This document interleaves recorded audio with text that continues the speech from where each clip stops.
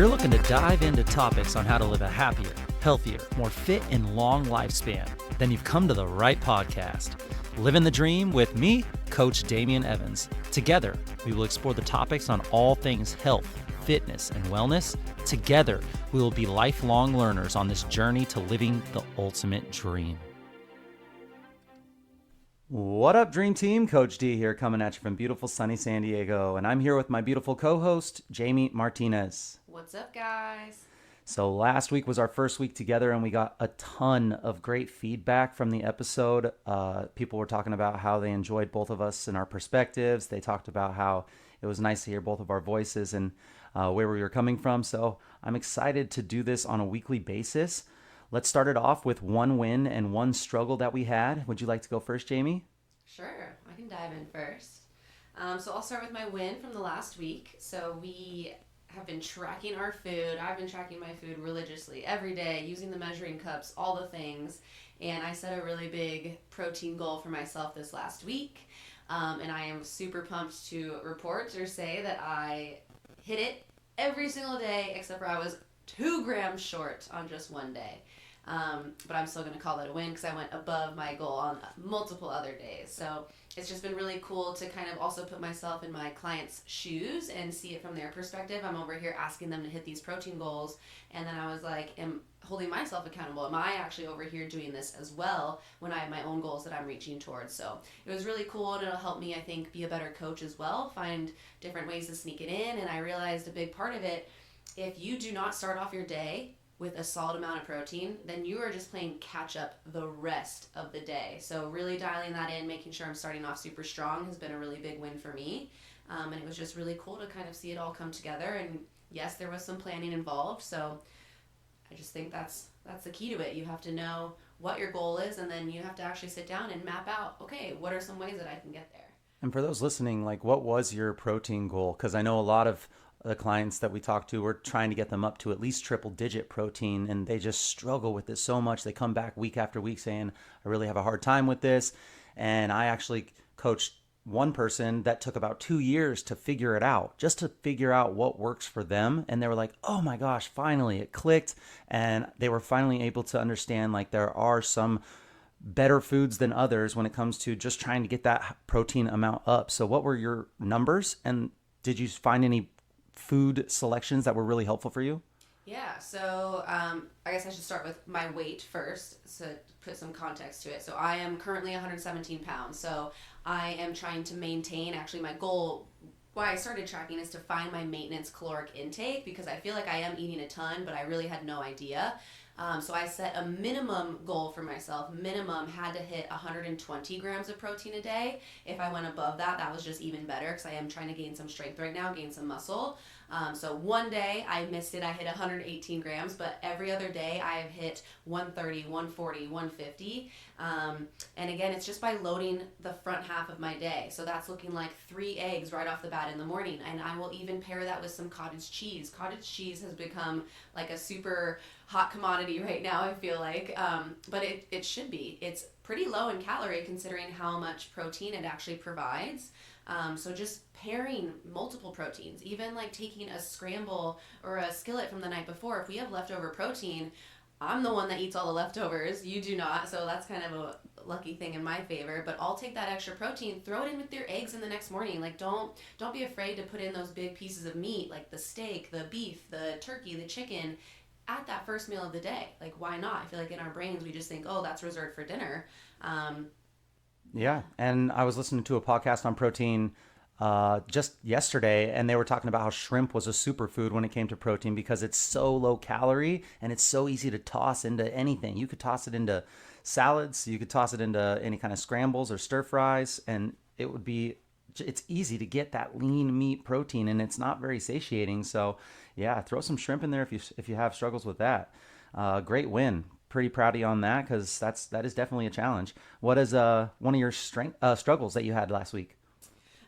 Struggle, I think, just kind of controlling my mind and working through my own anxiety, I guess. We have a ton of projects that are on our list right now, just a bunch of things that we are both working on, either individually and together.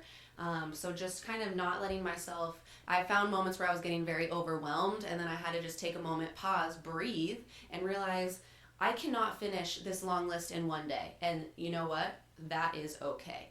I am human. I am allowed to take breaks and have pauses throughout the day, throughout the week. So I think just reeling that in and remembering, like, not all of these items are super urgent, and just putting them in order of priority and making sure that obviously the things that have time sensitive deadlines are done first. But I think just realizing, yes, we all have a bunch of stuff on our plates, but we don't all have to get them done in one day, and that is totally okay.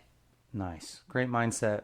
Great mindset. Well, I'll go into my wins and my struggles because it's pretty similar to yours as far as the big projects that we're biting off. And my huge win was that I was able to start and put together a brand new newsletter for the Living the Dream team. And I plan on doing this weekly newsletter. It's going to have 3 different sections, one on lifestyle, one on movement and exercise, and another one on nutrition.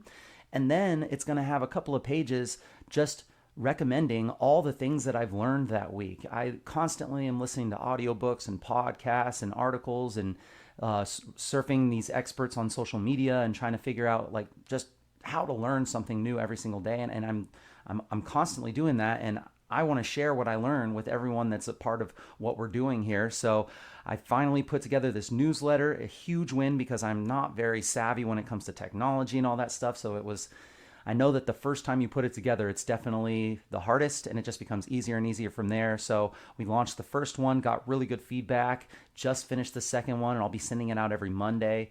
So if you're part of the accountability club, if you're part of our personal training or health coaching clients, you're going to be getting that newsletter. And if you'd like to get the newsletter and you're not currently with us, I am planning on sending that out $5 a month just to kind of support what we're doing here. It's a very low cost way to show appreciation for all the knowledge that we're sharing. So if that's something that you'd like to be a part of, send us your email and we'd be more than happy to add you to that newsletter list. The struggle this week for me was just like you, biting off more than I can chew. And we have all these huge ideas that are going on.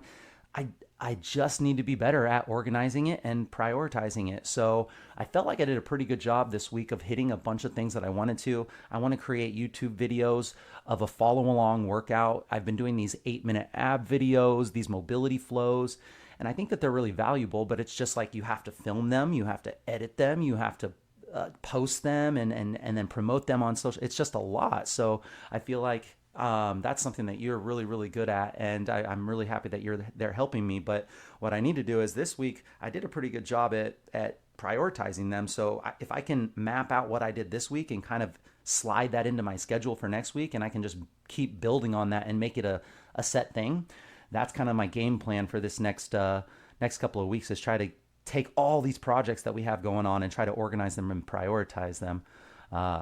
Yeah, but you know exactly how hard those social media things are. Yes, it's very time consuming. Yeah. For sure. Well, good wins, good struggles, lots of good stuff to be working on and be excited about. Let's move on to our questions. We have 3 questions from our listeners. We kind of put out some feelers on social media, and we asked some of our clients to ask us some of these questions that are burning in their brains. We're going to do one on lifestyle, one on exercise, and one on nutrition. So, Jamie, what's our first question? Yeah, so question number 1 is about sleep. I'm wearing a sleep tracker that shows my quality of sleep and tells me how many minutes I'm in each stage. What is the optimal amount of REM and deep sleep that I should be getting? Such a good question. And this is a sleep question, but this is also a tracker question because there's different ways to look at how you track things. These trackers that we wear, these step trackers, these sleep trackers, even the continuous glucose monitors that I wear, all these trackers have their inaccuracies, right? But if you're collecting the data consistently, then at least the data that you're collecting is consistent. And what that means is you can gather data over time, and then you can use one little change of any variable, and you can see what that does to your average consistent data. And then you can start to track, is this a positive change, or is this a change that's taking me away from my fitness goal? So for these sleep trackers, Jamie and I wear Oura Ring. I've been wearing it for like the past 5 years. Jamie, you've had yours for how long? Couple years now. Yeah. Couple years now. And so these trackers, they show us how much deep sleep we're getting. They show us how much REM, how much total time in bed, and how much actual sleep time you're getting. And what you want to look at here is you want to look at what your average is over a couple of months. And then you want to make some changes. Maybe it's you want to eat a little bit less close to bedtime, or maybe you want to turn the lights down a little bit lower, or maybe you want to start to do yin yoga. Maybe you want to start to get some morning sunlight. Do one variable change and then see what that change does over time. Now, the question is what is the optimal amount of REM and deep sleep that I should be getting? And we could definitely go into the app and we can read and we can see like, okay, they're talking about sleep here, and we can go to our deep sleep, and deep sleep, it says, deep sleep is the most restorative and rejuvenating sleep stage. Deep sleep makes up anywhere between 0 and 35% of your total amount of sleep. On average, adults spend 15 to 20%, which equals to about 1 to 1.5 hours of their total sleep time. So 1 to 1.5 hours of deep sleep is a great goal to shoot for. What's, Jamie, what is your average deep sleep over the past year? I'm happy and proud to report an hour and a half. There you go. So you're at the high end of what they say adults should be getting. My average is 50 minutes. 50 minutes. So my deep sleep is a little low. Now, am I going to look at that and be like, oh, okay, I'm failing at this? Well, no, because maybe my tracker's not reading me correctly, or maybe let's go to REM sleep. REM sleep, let's see what Aura has to say about REM sleep. So REM sleep is associated with dreaming, memory, consolidation, and creativity. REM, rapid eye movement, that plays an important role in re-energizing your mind and body. REM sleep makes up anywhere between 5 to 50% of your total sleep time. And on average, the optimal amount of healthy adults' sleep time in REM sleep should be about an hour and a half, but that slightly decreases with age. So 1.5 hours is what they want. Yeah, what is yours? I'm only at 56 minutes, but honestly for me that's a win now, because for a while there, looking at it, I was getting like 20 minutes of REM consistently, so I'm pretty stoked about this higher number. Yeah, and my average is 2 hours. Yeah, you dominate there. 2 hours. So what does that mean? Does that mean that my lifestyle leads to a place where I need to consolidate memories a little bit more? Maybe because I'm learning so much stuff throughout the day, my brain just needs to consolidate all that stuff. Is that impacting my recovery because I'm not getting enough deep sleep? You know, only time is going to tell on that one. And I'm just kind of looking at ways to increase both of those numbers. So as I go throughout my journey of tracking sleep, it's not me looking at the exact 50 minutes of deep sleep or the exact 2 hours of REM sleep. It's me looking at, okay, well, let's see if I can make a change to my lifestyle that will increase both of these. And you also, there's a lot of people that talk about how, yeah, I get 8 hours of sleep, or I'm fine with 6 hours of sleep, but you can even see from our numbers, like I spend 8 hours and 42 minutes in bed. That's how much time I spend in bed, 8 hours and 42 minutes. But my total sleep time is only 7 hours and 18 minutes. So that means an hour and a half of my sleep is spent tossing and turning awake, or whatever the case may be. What is yours when it comes to in bed and sleep time? So it says I'm in bed averaging 8 hours 20 minutes, but my actual sleep time is only 6 hours and 50 minutes. Very interesting. Yeah. So the question here is what is the optimal amount? The optimal amount is whatever makes you wake up and feel energized, feel refreshed, feel restored. So everyone's going to be a little bit different here, as you can tell from Jamie and my numbers. Let's talk about some of the supplements that we use to help us out with our sleep. So we have our sleep routine, where we start our sleep routine about 90 minutes before bedtime starts. We've talked about this a lot on the podcast, where we'll turn down the lights. We'll both take hot showers so that we can get our body temperature to then start cooling us down from that hot shower. We'll actually drink late night tea. So we kind of cycle between magnesium from Ned, so Mello Magnesium, Mello, which you have a discount code with Ned. You're a affiliate with them. What's the discount code? Yeah, it's my Instagram handle. So it's Jamie, Jamee, Marie, Marie. Yes, and that'll save you 15% off of your first order. A little bit more if you end up subscribing. But yes, Mello Magnesium. It's just magnesium in that product, and it's the most bioavailable ones for our body. And I've had so many people in my life that like either had insomnia, or even my friend's sister, her little boy was tossing and turning and like thrashing himself to sleep. She gave him Mello one night and he went to bed peacefully. Like, it's insane. So all about consistency, just like everything else. But I've noticed every single time that we drink it, my Oura ring tells me I get better sleep. Like, it's amazing. And it doesn't only help with that. There's so many other things that magnesium is good for.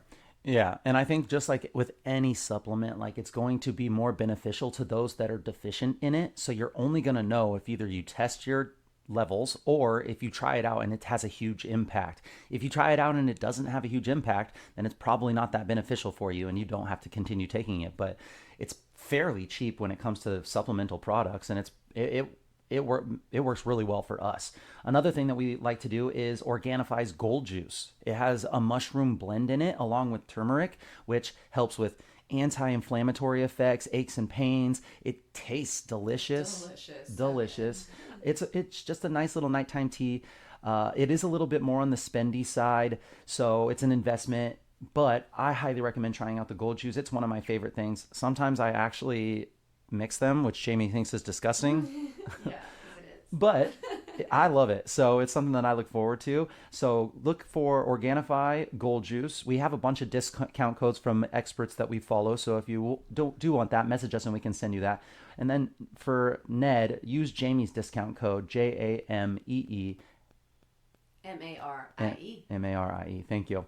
And then Brain FM, the app Brain FM, it plays this science-backed music that you can help put your brainwave states into a deep sleep state. I've been listening to it for the past how many years, just every night. I love it. And it's better than white noise. It's better than anything that I've ever used. You have to try out Brain FM if you haven't. It's a great app, great company. Discount code is Coach Damien _SD. I guarantee you'll like it. You can also use the music for focus, for meditation, for relaxing, and all that good stuff. So these are a lot of things that you can do to help see what kind of stages of sleep that you can get into, and then see if you can improve them. Sleep is going to be such a huge factor towards all of your health and fitness goals. So love that question. There's so much to it. And just make sure that you prioritize that sleep. There's your sleep sanctuary is so important, setting up your room to be dark and cold, and making sure that you have blackout curtains and that those little LED lights are not being lit up. You can put little pieces of tape over it or whatever, and making sure that where you sleep is also a place that you only sleep. You don't want to have a bunch of electronics in the room. You don't want to do all of your homework or your like your emails and that kind of stuff in bed. That is going to put your brain into an associative state that is not just a place for sleep. So a lot of stuff you can work on. We have masterclass episodes on sleep. There's a book called Sleep Smarter with Sean Stevenson. Highly recommend. I think we've beat the sleep thing to death here. So let's move on to the next question. Let's do it. I mean, it was important, but yes. All right, so question number 2. Oh, I love this one. How important is stretching? What's the minimal effective dose? Oh, so good. Such a good topic, and something I'm super passionate about, because I used to be that athlete that was super powerful and super, you could perform, but just could not even touch the toes, was always injured. It just has been such a cool journey from where I started with my flexibility and to where I am now. So there's a difference between your flexibility and your mobility. Flexibility is the baseline of where you should start. Flexibility is literally, can I get my joint to move through a range of motion, whether someone helps me move that limb or move that joint, or if I do it myself. Now, that flexibility is getting you through a full range of motion, but you might not have the strength to be able to control it. And that's where mobility comes in. This is why mobility is that next step. Flexibility is very basic. It's the very foundation. And very quickly after you acquire flexibility, you should be starting to work on your mobility, which is your strength and control through that flexible range of motion. Without mobility, flexibility is very detrimental to injuries. You might like if you look at a lot of yoga instructors who may not work on their mobility but are super hypermobile, same kind of thing. They're at risk for injuries. When I was playing sports and I started to get my flexibility up and I didn't have the strength to control that, definitely got hurt with the ankles, knees, that kind of thing. So with flexibility, I love deep stretch yin yoga at the end of the night. It's a 2-for-1. You stack it by not only doing flexibility training right before bed helps to downregulate the muscles, helps to downregulate your nervous system into that rest repair state. We've talked about how you can kind of control your state through a few different modes. One is your breath, one is your sight, and the other is your muscle tension. So when you're doing flexible training, you are helping to downregulate yourself. Also, deep stretching, it's super important to hold stretches for more than a couple minutes at a time in order to get into the deeper fascia. So you have your superficial muscles, your big, strong biceps and quadriceps, and your chest and your back muscles. But these muscles, they are superficial. There are little saran wrap like structures or saran wrap like connective tissue that goes around every muscle. And this is your fascia system. Your fascia, we just posted in the newsletter a really, really cool video of this breakdown of what fascia is. And if you look at fascia underneath a microscope, it's a mixture between a spider web and then a structure like if you were to look at a building that is just being built and you can see the framing of that building, it's like a mixture between that framing and a spider web. And you have this all throughout your body. And if you let that fascia is trying to stabilize any joints that might be a little bit too hypermobile for protection. It wants to protect you. So that's why when we sit in this upper crossed, shoulders forward, head tilted forward, in this chair position, that's why we start to glue ourselves into that position, because our fascia is then taking our body and molding us into what we are most as a protection mechanism. This is why if you want to be in any other shape, you need to make sure that you balance out that movement. You extend the spine backwards. You open up the chest and squeeze the back muscles. You extend the hips and the legs come back behind your hips rather than always being in front. So flexibility and mobility, definitely they go together, but mobility is going to be king here because mobility is your control and your strength. So as soon as you start to gain that flexibility, you should be starting to add weights to that flexible movement or start to add intensity or tension and intensify the stretch by squeezing and activating the muscle in that stretch position. Frequency is also king here. The more you do it, the better you're going to get at it, because if you don't use it, you're going to lose it. And the more you do something, the more you're going to reinforce what that is. And most of us, we reinforce being in a seated position, being immobile, making our feet not flexed at all so that they're very, very set in that one ankle position. And that's why you'll see those older people who shuffle their feet, who are rounded forward and have that hunchback look and just start getting shorter and shorter. That's because they have not done the frequent mobility that they need to do. So frequency is king. I like to say try to add it in, sprinkle it in throughout your day. If you're at your desk, find different seated positions, standing, even kneeling positions, like in a kneel, like one knee forward, one knee down.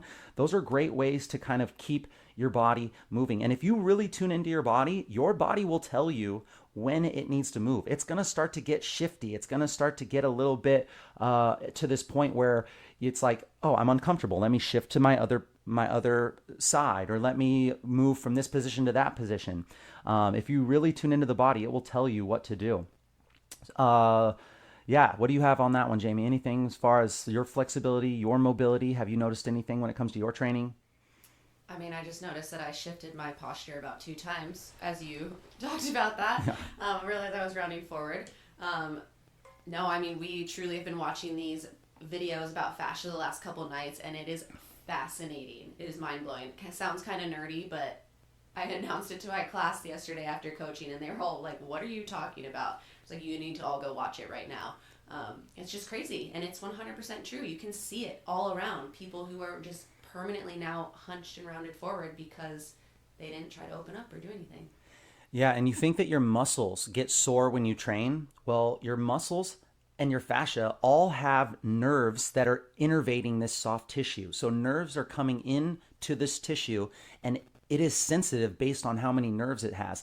Your fascia has 4 to 6 times more nerves than your muscle. So if you can ever think about when you've worked out too hard and your muscles got really sore, well, multiply that by 4 to 6 times. And that's how much sensation that your fascia system has. So I've asked when I was younger, I would ask personal trainers, I would ask my professors.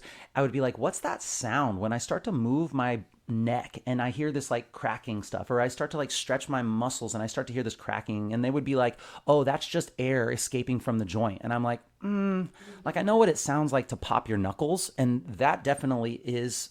I could see that being air escaping, but this is a different sound. And when you do that, I believe that you're actually removing some of that fascial adhesions when you do that kind of stretching, and you're preventing that fascia from forming in a way that puts you into that position. So I mean, this is like something that we're just now finding out. In fact, like just a decade ago, they were cutting the fascia away, thinking that it was just saran wrap around a muscle so that they can get into the muscle. But it is a huge, huge important part of how your body holds itself. If you had no fascia, no structure of that connective tissue, your muscles and your bones would not be in the same shape that you are right now. It wouldn't be able to hold itself together. So who you are and how you stand, that is your fascial system.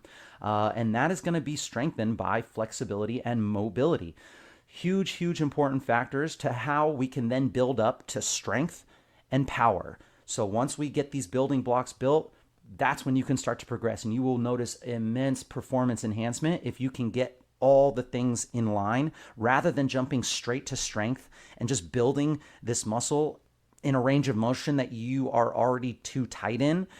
I think that the flexibility is something that some people need to take 2 steps back, maybe take a year off of this style of training that they're doing. If you constantly are feeling aches and pains, if you're constantly getting injured, this might be an opportunity for you to take some steps back, work on your mobility. Frequency is king. Spend maybe 5 minutes, 2 to 4 times a day, doing some mobility exercises on the main body areas like your ankles and knees, your hips, your low back, and your shoulders and neck.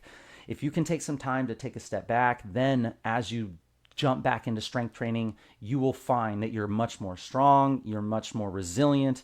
It's an incredible, incredible thing that I think gets overlooked a lot. So the question was, is how important is stretching? Very important. And what is the minimal effective dose? There is none. The more the better. As soon as there is too much when it comes to just stretching. If you become this super stretchy, flexible, Gumby person without any mobility, strength, and control, that's an issue. So minimal effective dose, stretching once a night for 30 to 60 minutes, and then mobility, strength training, type of mobility all the time. Frequency is king. The more you do it, the better you'll feel.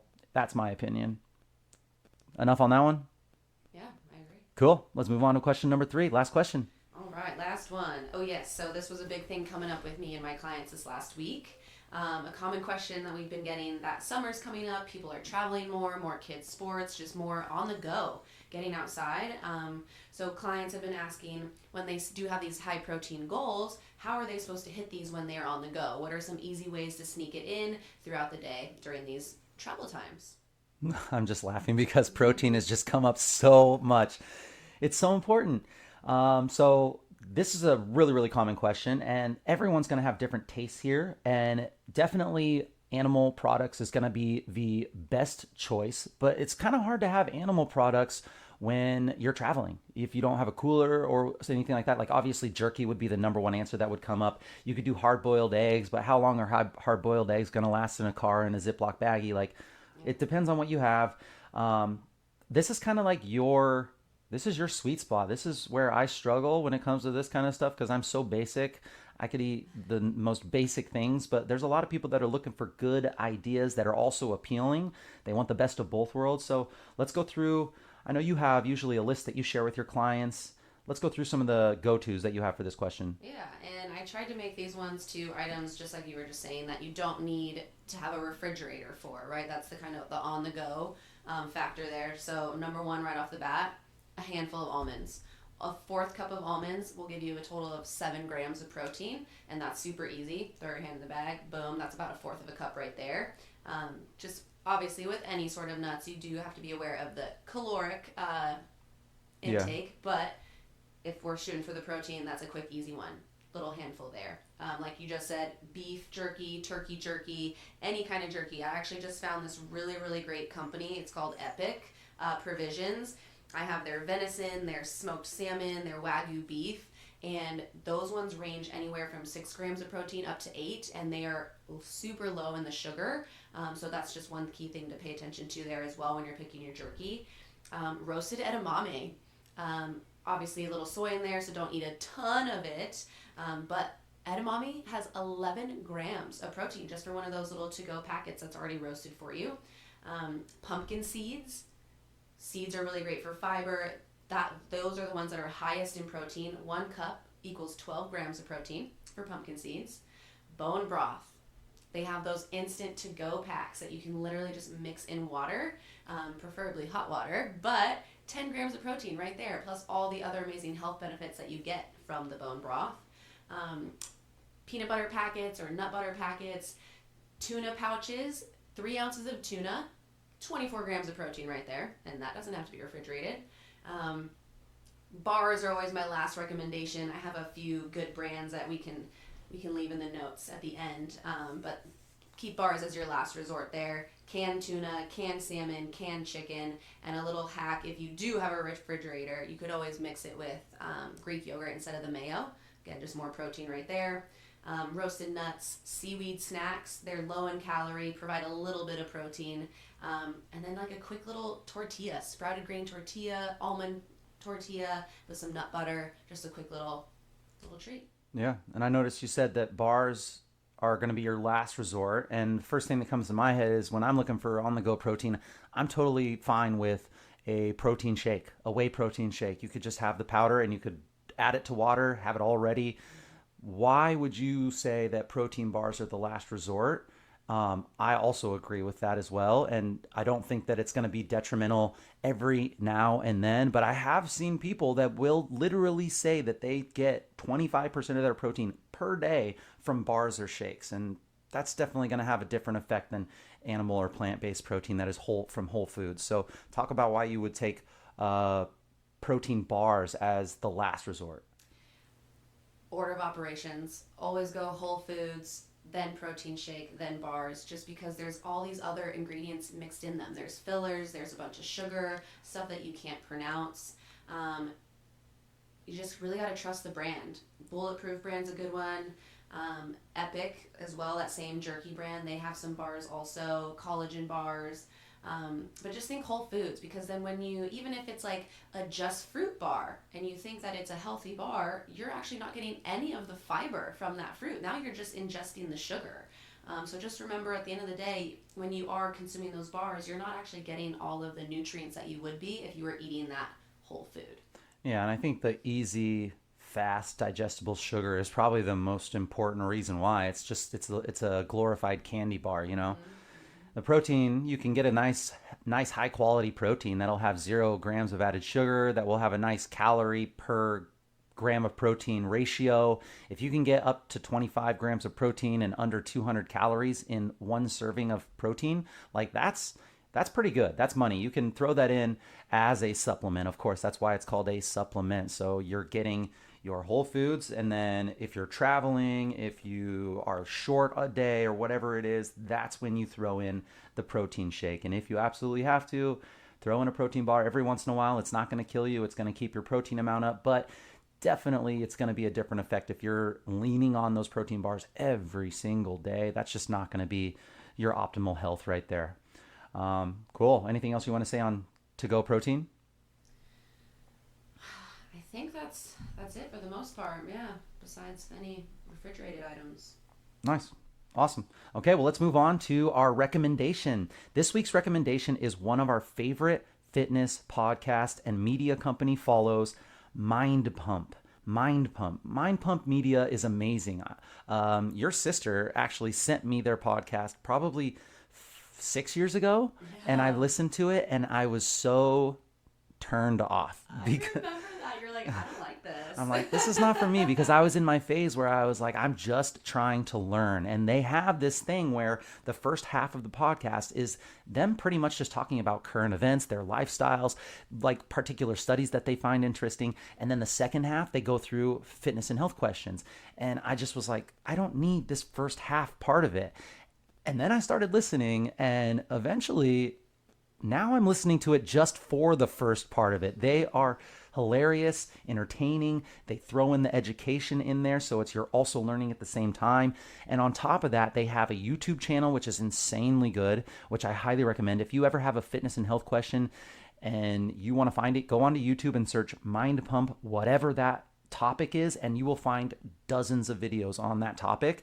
And then they also have workout programs. So like, I love programming workouts. It's like one of my favorite things to do, but sometimes I get tired of like my own stuff. So I will reach out and I'll take certain programs and I'll try them out. And every time I try them out, I get a different idea of how I can now program for myself and my clients. So right now I'm going through one of their programs called MAPS Performance. And I have one of our friends, Nick, going through some of this stuff as well. And it's just a great, great opportunity to learn about health and fitness in an entertaining way. Definitely check out the Mind Pump Media guys. There's 4 of them. There's Sal, Adam, Justin, and Doug. I feel like I vibe with Adam the most when it comes to like my lifestyle, but then like Sal with being able to like think about all the studies and learning and all that kind of stuff. Who do you feel like you vibe with the most on that? Anyone? Oh gosh, I have no idea, No? to be honest. That's tough. But you love Mind Pump too, so. Oh, I do. Yes, I listen to them all the time. Well, okay, so cool. Check out Mind Pump. They have thousands of episodes. They come out with 5 episodes a week, so they're constantly going. You can't catch up. It's pretty hard. And let's move on to the quote of the day to finish up this episode. This was one that you found that you thought was really, really great. So go ahead and read our quote. I did. I love this one. I think it's nice. Make someone smile every day, but don't forget that you are someone too. Boom. Yep. You are someone too. And I love this one too, because it's about leaving people better than you found them. It's about everyone's going through something that you know nothing about. So just arrive wherever you go in life with kindness, and trying to make people smile every day is a great, great challenge. And don't forget, you need self-care too. You are someone too. Talk to yourself how you would talk to your best friend. What do you get when you read that quote? That was the biggest part for me, just remembering that you are also a person and you need to be kind to yourself. We're so mean to ourselves. We're constantly running things through our head, and that dictates our life, So spin it positively. Tell yourself, have one positive affirmation that you say to yourself every single morning, and I bet it will completely turn your day around. Love it. Great way to end this thing. Thank you to everyone who listened all the way through, and we will catch you on the next one. Bye, guys. Thank you so much for listening and learning here with us on the Living the Dream podcast. We are so grateful for you being a part of this lifelong learning journey. If you have any topics you'd like to discuss, please let us know in the comments or by messaging me on Instagram at CoachDamien_SD. Be kind to someone today, smile at someone today, and leave every person you come into contact with better than before. Until next time, friends, keep living the dream.